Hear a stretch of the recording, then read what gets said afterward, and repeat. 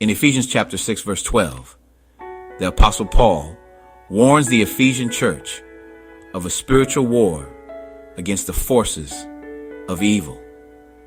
He says, "For we do not wrestle against flesh and blood, but against the rulers, against the authorities, against the cosmic powers, over this present darkness, against the spiritual forces of evil in the heavenly places." The battle is not against an evil power within ourselves or against evil and wicked people. Paul identifies our real enemy in verse 11 as the devil.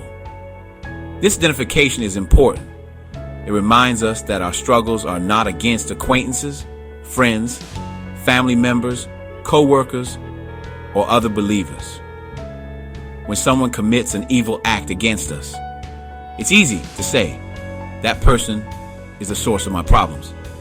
However, the wrongdoer is at the mercy of powerful evil forces that deceive them in ways they don't realize.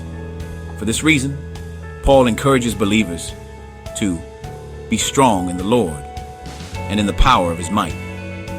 He encourages them to put on the whole armor of God, because Satan is no match for God. In 2 Corinthians chapter 10, verses 3 and 4, Paul writes, "For though we walk in the flesh, we are not waging war according to the flesh.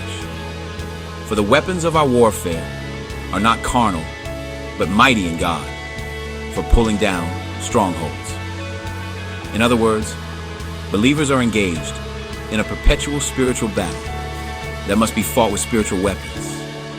Therefore, we should fasten ourselves with the belt of truth and put on the breastplate of righteousness, walk with the gospel of peace, take up the shield of faith, helmet of salvation, and sword of the Spirit, which is the Word of God.